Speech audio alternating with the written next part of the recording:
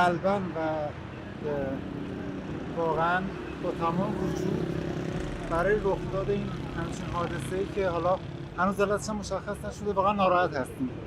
به هر حال رئیس جمهور به عنوان شخص اول مملکت یکی از خدمتگزاران به کشور هستش و ما آرزو میکنیم انشالله هم ایشون هم همراهانشون در سلامتی کامل انشالله از این حادثه به سر ببرن. ترس از اینی که قبلا هم داشتیم تو شهردار هاشکاست حس خوبی نیست. امیدواریم واقعا طورشون نشون پیدا بشه. सुलेमानी के साथ जो हुआ वही रईसी के साथ भी हुआ। ईरान को सता रहा साजिश का डर। क्या रईसी के साथ वही हुआ जो सुलेमानी के साथ हुआ था? दिन शुक्रवार तारीख 3 जनवरी 2020, जगह इराक की राजधानी बगदाद। ईरान के लिए ये दिन सबसे मनहूस और काला दिन था, क्योंकि इसी दिन बगदाद इंटरनेशनल एयरपोर्ट के पास आधी रात करीब 1 बजे ईरानी सेना के commander major general Qasem Soleimani एक कार में सवार होकर इराक के प्रधानमंत्री आदिल अब्दुल महदी से मिलने के लिए जा रहे होते हैं। लेकिन तभी अचानक से अमेरिका का MQ-9 रीपर ड्रोन हजारों फीट आसमान की ऊंचाई से कासिम सुलेमानी की कार पर एक मिसाइल फायर करता है, जिसकी वजह से कार में जोरदार धमाका होता है और ईरानी कमांडर सुलेमानी की मौके पर ही मौत हो जाती है।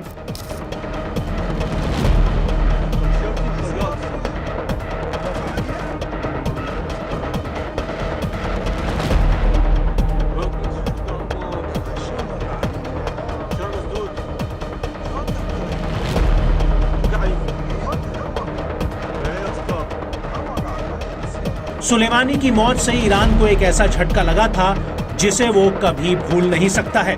सुलेमानी ईरान की कुद्स फोर्स के मुखिया थे, जो ईरान की इस्लामिक रेवोल्यूशनरी गार्ड कॉर्प्स यानी IRGC की 5 शाखाओं का एक हिस्सा है।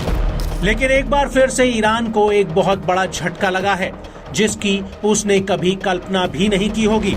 दरअसल ईरान के राष्ट्रपति इब्राहिम राइसी और उनके विदेश मंत्री अमीर अब्दुल्लाहिन की हेलीकॉप्टर क्रैश में मौत हो गई है। उनके साथ इस हादसे में कुल 9 लोगों की मौत हुई है। राइसी का हेलीकॉप्टर उत्तरी अजरबैजान प्रांत में क्रैश हो गया। जहां पर राइसी का हेलीकॉप्टर क्रैश हुआ वो एक घना जंगली और पहाड़ी इलाका है। कुछ लोगों का कहना है कि खराब मौसम की वजह से राइसी का हेलीकॉप्टर क्रैश हो गया। लेकिन ईरान के कई लोगों का मानना है कि कहीं उनके साथ ईरानी commander major general Qasem Soleimani जैसा कांड तो नहीं हो गया, और इसी वजह से अब ईरान के लोग एक बार फिर से कासिम सुलेमानी को याद कर रहे हैं।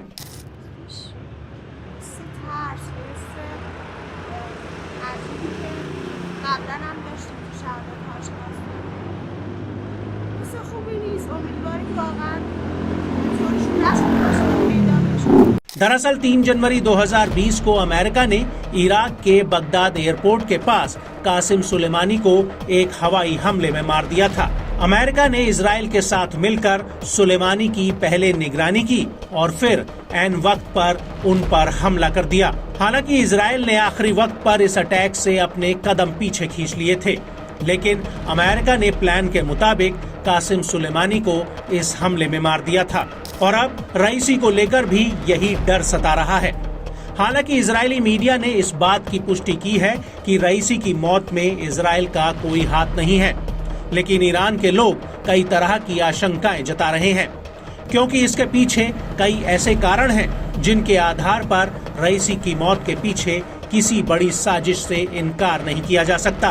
क्योंकि पिछले कई सालों में रईसी लगातार अमेरिका के ऊपर हमलावर थे और मिडिल ईस्ट में इजराइल पर हमास के हमले के पीछे भी ईरान की बड़ी भूमिका रही है, और यूक्रेन में रूसी सेना को अपने घातक ड्रोन्स और मिसाइलें सप्लाई करने को लेकर भी रईसी अमेरिका के निशाने पर थे। और इन सब कारणों को देखकर रईसी की मौत के पीछे किसी बड़ी साजिश से इनकार नहीं किया जा सकता।